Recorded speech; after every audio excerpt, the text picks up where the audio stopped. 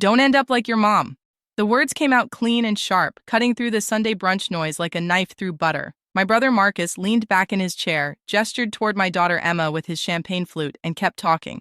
I'm serious, Emma. Look at her. 34 years old. Rents an apartment. Does freelance work. Owns nothing. That's not success. That's survival. You don't want to turn out like that. The other members at the country club patio glanced over. A few smiled. I didn't react. I just wiped a spot of jam off Emma's chin and checked my watch. It was 11:47 in the morning. By noon, everything he thought he owned would belong to me. I didn't argue. I didn't defend myself. I folded my napkin, set it beside my untouched eggs, and stood up. The movement was so calm, so ordinary, that Marcus actually looked confused for a second. Running off already, he called out, loud enough for the table of investors 3 seats away to hear. We haven't even ordered dessert. Come on, don't be so sensitive. I'm just trying to help you. I didn't look at him. I looked at Emma. She was 10 years old. Her eyes were wide and wet, and I could see the kind of shame forming that sticks to you for decades if you let it. I took her hand. It was cold. Let's go, I said. We walked past the valet, who knew Marcus by name but had never asked mine. We walked past the row of luxury cars he liked to park near so people would think they were his. The air outside was warm and still, but the silence between us felt heavier than the heat. I buckled Emma into the back seat. She didn't say anything at first. Then quietly,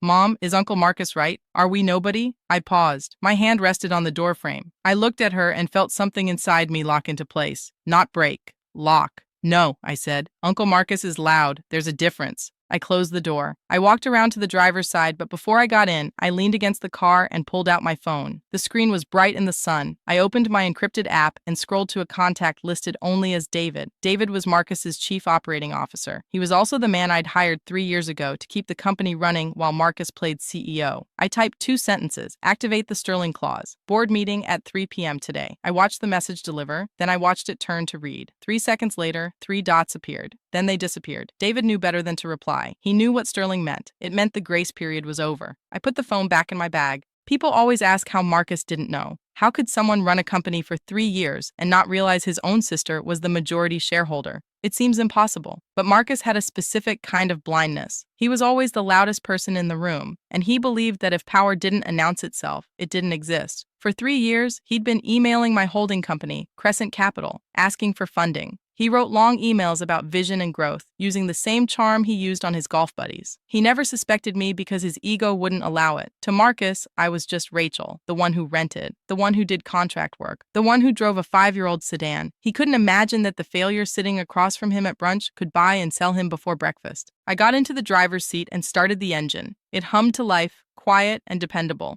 I glanced in the rearview mirror. Emma was staring out the window, watching the country club shrink behind us. Where are we going? She asked. To the park, I said, and then to work. It was 11:52. Marcus was probably ordering another mimosa, laughing about his overly sensitive sister, completely unaware that he was already working for me. The park was nearly empty, just a few pigeons and one other parent sitting near the water fountain. I sat on a bench under a tree and watched Emma climb onto the swings. She pumped her legs hard, trying to go higher, trying to shake off what had happened at brunch. Kids recover fast, but they also remember everything. Marcus told people I was a freelance consultant. It was a convenient label, vague enough to sound unimpressive, small enough not to threaten him. He liked to imagine I spent my days editing presentations or organizing spreadsheets for pocket change. The truth was different. I don't consult, I acquire. I'm the founder of SV Capital, a private equity firm I built from nothing. As of this morning, my personal portfolio sits at just over $17 million. I built it quietly, brick by brick, using the one thing my family always mocked: my silence. While Marcus was buying tables at charity events to look important, I was reading market reports. While he was leasing cars he couldn't afford, I was buying assets that generated income, real income. My phone buzzed, not a text, just a calendar reminder. Board meeting, 3 p.m. I dismissed it and leaned back against the bench. My mind drifted to 3 years ago. That was when Marcus almost lost everything. He'd taken out loans against our parents' legacy, against the family cabin, against his own credit. He used it all to open 3 boutique hotels in markets that were already cooling. He called me late one night, drunk, crying. He wasn't crying because he missed our parents. He was crying because the banks were circling. He was about to lose his title. And to someone like Marcus, losing the title of CEO was worse than losing the money. I could have written him a check. I could have bailed him out as his sister. But I knew Marcus. If I gave him money directly, he would resent me. He would take it, spend it, and hate me for seeing him weak. So I became invisible. I created Crescent Capital. Through Crescent, I approached his creditors. I bought his bad debt. I restructured everything. I injected $8 million into the company in exchange for 62% equity. Marcus thought Crescent was a faceless investment group from Boston. He spent 3 years writing reports to impress the board. He used corporate jargon. He name-dropped. He never once realized the board he was trying to please was his little sister. I did it as a test. I wanted to see if he would grow. I wanted to see if, given a second chance, he could become the leader he pretended to be. I gave him 3 years to prove it. I looked up at Emma. She was laughing now, jumping off the swing into the wood chips and landing on her feet. She looked lighter. Marcus had failed the test. He hadn't used the second chance to mature. He'd used it to perform. He hadn't learned humility. He'd turned his relief into cruelty. He mistook my silence for weakness. My phone buzzed again. This time it wasn't David. It was a banking notification. The automatic payment for the cabin's property tax had cleared. Another bill I paid. Another property he thought was his. I stood and brushed the dust off my jacket. The experiment was over. I had invested in potential. The returns were negative. It was time to close the position. Emma, I called. Time to go. She ran over, breathless and flushed. Are we going home? No, I said, opening the car door. We have a meeting. The drive was quiet until my phone rang. I almost didn't answer. My instinct, built over years of avoiding conflict, was to let it go to voicemail. But I needed to hear it. I needed to confirm that the bridge I was about to burn was already rotted through. Emma, put your headphones on, I said. She slid them over her ears and turned back to her tablet. I pressed play on the voicemail. Marcus's voice filled the car, distorted by the phone speaker, but unmistakably toxic. Rachel, you really embarrassed me today, walking out like a child in front of board-level people. You're lucky I still include you in family things. But let me be clear, if you pull another stunt like that, you're done. No more dinners, no more cabin access this summer. You want to act like a nobody? Fine. But don't expect me to keep dragging you along. The cabin, the family cabin our parents built on the lake, the cabin I paid to maintain, the insurance, the repairs, the landscaping. While Marcus posted photos calling it his retreat, he was threatening to ban me from property I owned half of and funded completely. I played the message again. It wasn't an apology. It wasn't even anger. It was a claim of ownership. He truly believed he controlled my access to the family. He thought my presence was a subscription he could cancel. I glanced at Emma in the rearview mirror. She was humming to herself, unaware. Marcus hadn't just insulted me. He had threatened to cut her off from the only place that still felt like her grandparents. Something cold settled in my chest. Not anger. Anger burns out. This was clarity, sharp and permanent. I didn't delete the voicemail. I tapped share and forwarded it to David. I added a note, personnel file, evidence of hostile conduct. Then I reached into the back and pulled my blazer off the hanger. Charcoal gray, tailored, professional. I slipped it on. I pulled into the parking garage under Marcus's building, a glass tower he liked to call his legacy. I parked in the visitor spot, right next to the reserved space marked CEO. I turned off the engine. I buttoned my blazer. I checked my reflection in the mirror. The sister was gone. The consultant was gone. The chairwoman had arrived. We got out of the car. Emma looked up at the building. It was all glass and steel, reflecting the afternoon sun like a mirror designed to intimidate. Why are we at Uncle Marcus's building? She asked. I knelt down so we were eye level. I straightened her collar and brushed a strand of hair from her face. This was important. She needed to see this. It's just a building, Emma, I said gently. Glass and concrete. Uncle Marcus works here. He doesn't own the sky. We walked toward the entrance. I stopped her on the sidewalk before we reached the doors. Listen to me, I said. Uncle Marcus is like a firework. You know how fireworks are? She nodded. Loud, bright, kind of scary. Exactly. They make a lot of noise and everyone looks at them, but they burn out fast. And when they're done, there's nothing left but smoke. I took her shoulders gently in my hands. I don't want you to be a firework. I want you to be a lighthouse. Do you know what a lighthouse does? It shines, she said. It stands, I added. It stays in one place. It doesn't scream. It doesn't run around. It just stands there, solid and bright, and it guides the ships home. It's powerful because it's steady. I saw understanding flicker in her eyes. She wasn't just a victim of her uncle's words anymore. She was an observer of his weakness. Are you a lighthouse, Mom? I'm trying to be, I said, and today we're going to turn the light on. I stood. I adjusted my blazer. I took her hand. We walked through the revolving doors, not as guests, as owners. The security guard usually waved me through with barely a glance. Today, he straightened up when he saw my face. I didn't smile. I didn't stop. I walked straight to the elevator and pressed the button for the executive floor. The doors slid shut. As the numbers climbed, 10, 20, 30, I felt the last pieces of my old self falling away. The sister who apologized. The sister who kept the peace. The sister who paid the bills and let Marcus take the credit. The doors opened onto the executive floor. quiet, expensive carpet, serious money. David was waiting by the reception desk. He didn't say a word. He just nodded and handed me a thick file folder. "He's in the boardroom," David said quietly. "He thinks you're here to apologize." I took the file. "Let's go correct him." The boardroom was all glass. 3 walls of windows overlooking the city. A mahogany table long enough to seat 20 people. Marcus was sitting at the head of it, scrolling through his phone, his feet propped up on the polished wood. When we walked in, he didn't look up at first. "About time, Rachel. I hope you brought an apology and maybe a reality check." Then he saw Emma. His feet dropped to the floor. He stood up. "What is this? Why is the kid here?" His face flushed. "This is a business meeting, Rachel. Get her out. Now." "No," I said. I walked to the other end of the table. I pulled out a chair for Emma. "Sit here, sweetie. You can draw if you want." Marcus laughed, a sharp, disbelieving sound. "Are you insane?" "David, call security. Get them out of here." David didn't move toward the phone. He moved toward the door. He closed it. Then he locked it. The click echoed in the quiet room.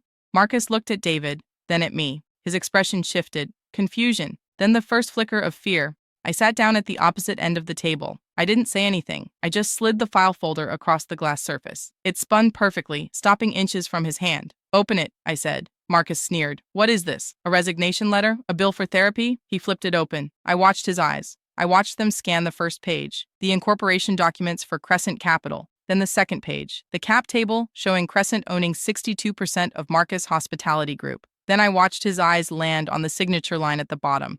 Rachel V. Sterling, principal and sole owner. The silence stretched thin and tight. When he looked up, his face had gone gray. "This is fake," he whispered. "You don't have this kind of money. You rent an apartment." "I rent because I choose to," I said. "I own 62% of this company because I bought your bad debt 3 years ago. I am Crescent Capital, Marcus. I am the board you've been trying to impress." "No." He shook his head fast and jerky. "No, Crescent is a firm in Boston. You're a consultant. You work from home. I'm a private equity investor with a portfolio worth $17 million, I said calmly. "And you are a liability I'm tired of carrying." He looked at David, desperate. "Tell her she's crazy. She's the majority shareholder, Marcus," David said flatly. "She signs my checks, and yours." Marcus collapsed into his chair. The arrogance was draining out of him, replaced by something smaller. Panic. But I wasn't finished. I nodded to David. "Show him the rest." David pulled up a spreadsheet on the monitor behind Marcus. It was an expense report, a very detailed one. "We ran a full audit this morning," David said. "The Porsche lease, expensed as client transportation, the country club membership, business development, the rent on your penthouse, corporate housing. You've been expensing your entire lifestyle to the company, Marcus." Marcus stood up. He slammed his hands on the table. "I'm the CEO. Those are legitimate expenses. I have to look the part."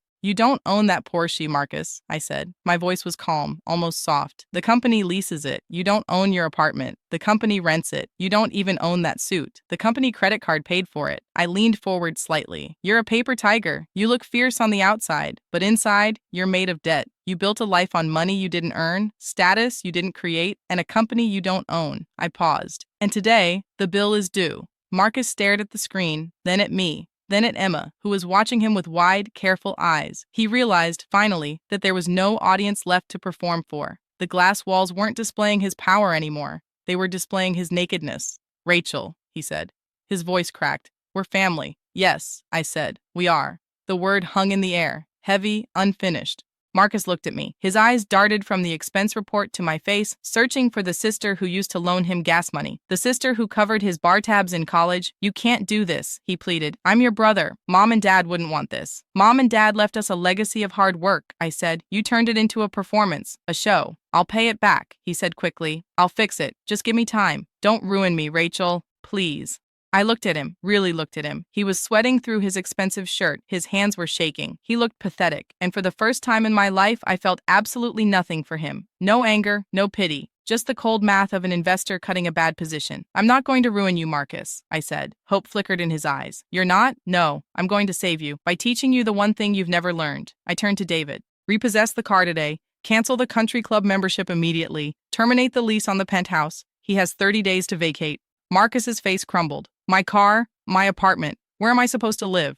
"You can rent a studio," I said. "Like a nobody. Rachel, please." "And as for your job," I continued, ignoring him, "you're no longer CEO." The room went silent. "You're demoted to senior account coordinator. Your salary is capped at $52,000 a year. The rest will be garnished to repay what you've embezzled." "$52,000?" he gasped. "I can't live on $52,000. "I do," I said, "and I support a child." I stood up. I walked over to him and held out my hand. "Keys," I said. He hesitated. He looked at the Porsche key fob sitting on the table, the symbol of everything he thought he was. Then he looked at David, who was already typing the termination orders into his laptop. Slowly, with trembling hands, Marcus picked up the keys and dropped them into my palm. I closed my fingers around them. They were warm from being in his pocket.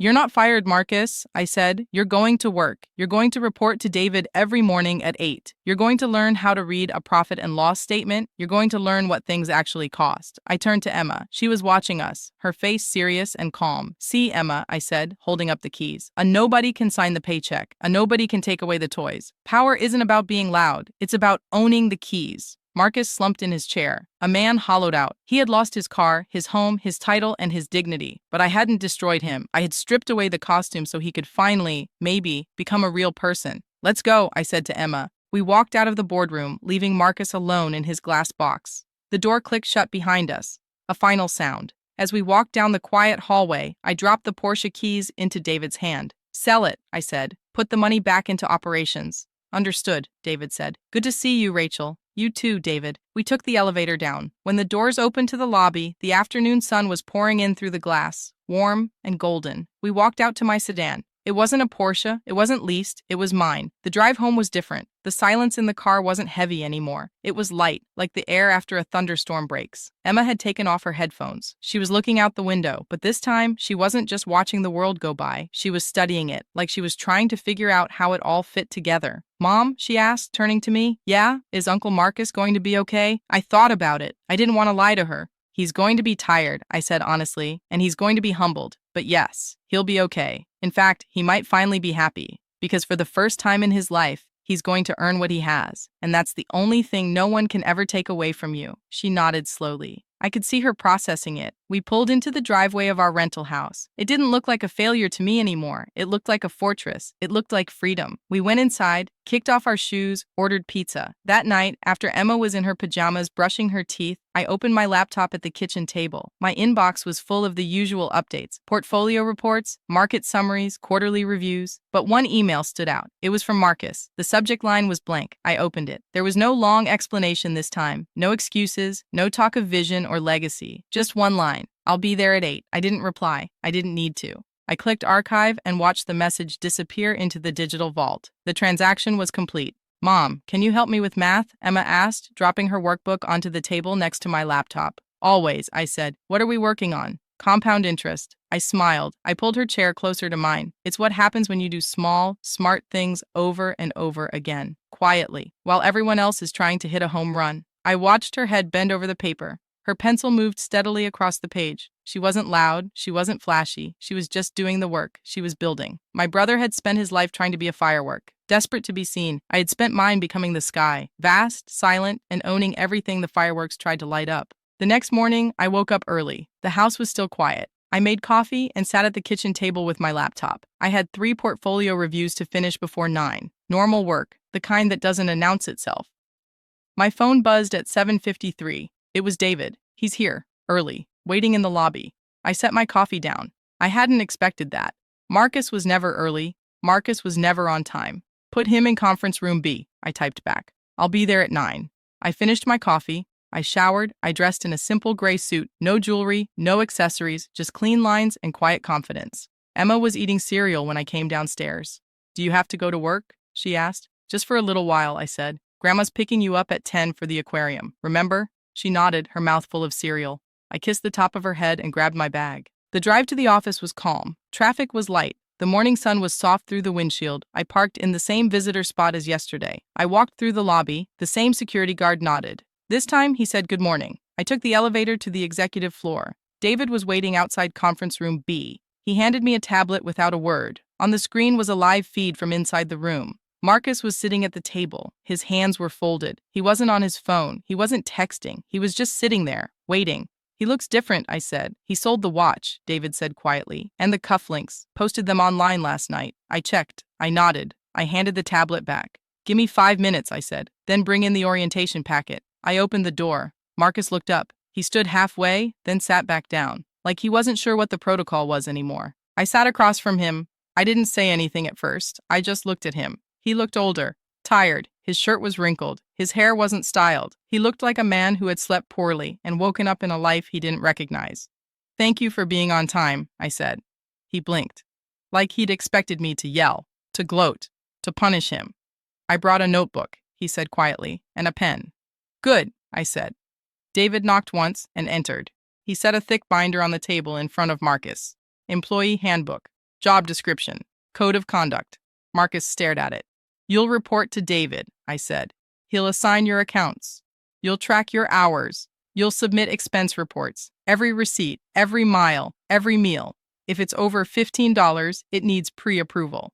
Marcus nodded slowly. You'll also attend financial literacy training, I continued. Tuesdays and Thursdays, 6 to 8 p.m. It's mandatory. He looked up at me. Financial literacy? You're going to learn how money actually works, I said. How to budget, how to save, how to build something instead of performing something. He swallowed hard. Okay, and one more thing, I said. You're going to write Mom and Dad a letter. His face went pale. A letter? Yes, you're going to write down what you learned, what you did wrong, what you're going to do differently. You don't have to send it, but you're going to write it, and you're going to read it to me in 30 days. Marcus's eyes filled. He looked down at his hands. I didn't come here to embarrass you, Marcus, I said. My voice was calm, even. I came here to reset you. You spent 3 years playing a part. Now you're going to spend the next 3 years becoming real. He nodded. A tear slipped down his cheek. He wiped it away quickly. Can I ask you something? He said. Go ahead. Why didn't you just fire me? I looked at him for a long moment. Because you're my brother, I said. And because firing you would have been easier for me. This is harder. For both of us. But it's the only way you're going to grow. He took a shaky breath. I'm sorry, he whispered. For what I said. At brunch. To Emma. To you. I know, I said. I stood up. David will get you set up with your workspace. You start today. Marcus stood too. He looked at me. Really looked at me. Maybe for the first time in years. Thank you, he said.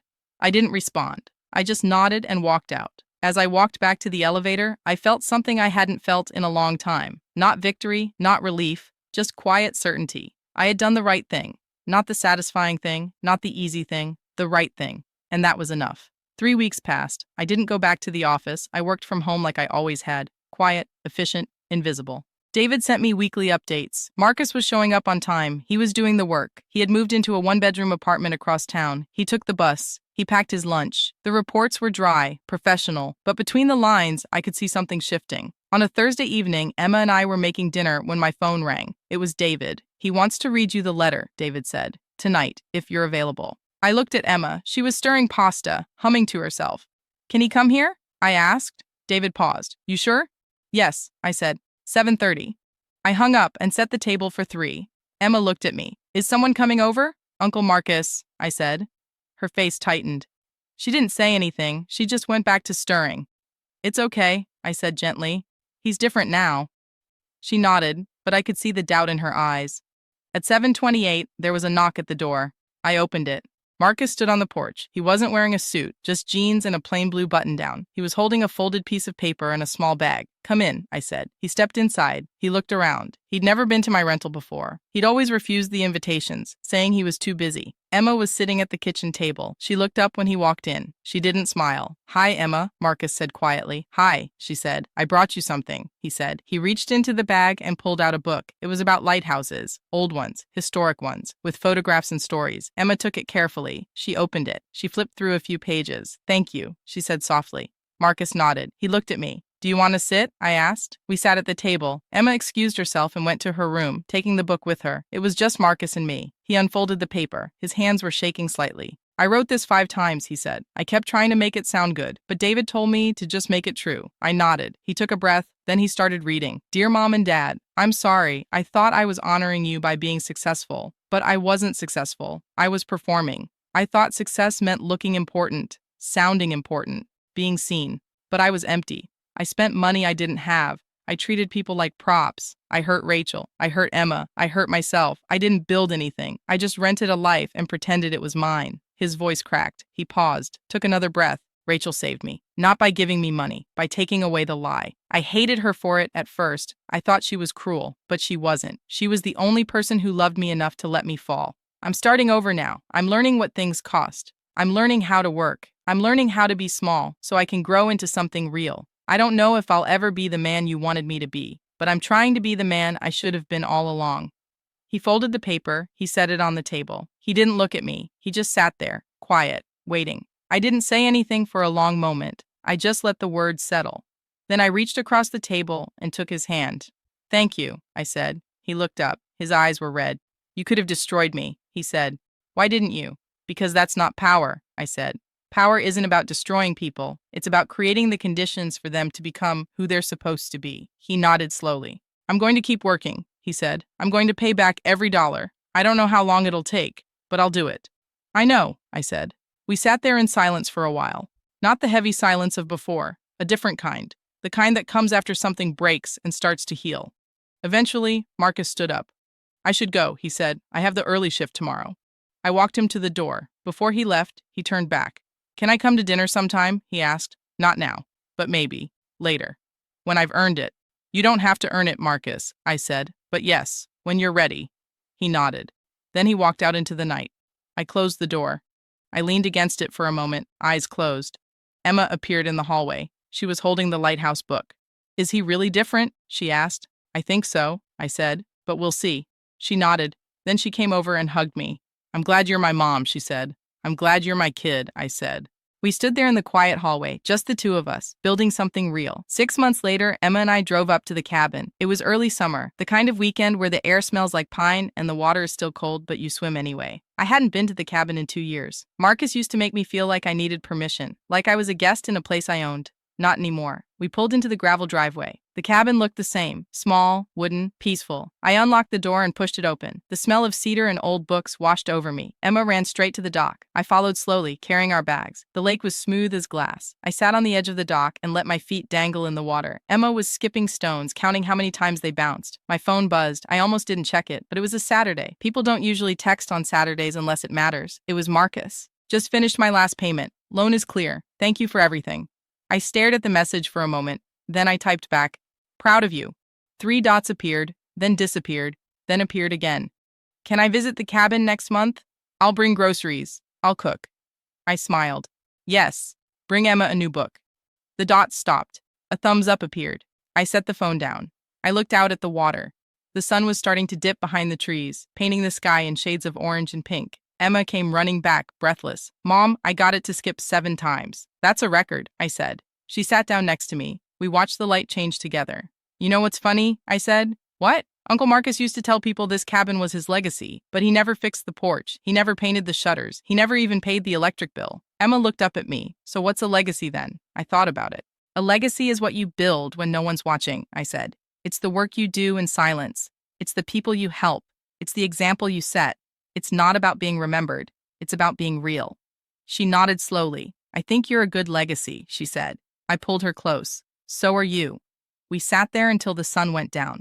Then we went inside, made grilled cheese sandwiches, and played cards by the fireplace. It was simple. It was quiet. It was ours. The next morning, while Emma was still asleep, I made coffee and sat on the porch. The morning air was cool and clean. I opened my laptop to check a few emails. One stood out. It was from a woman named Claire. She worked in medical billing. She was writing to ask for advice. Her younger sister had just inherited their mother's small accounting firm.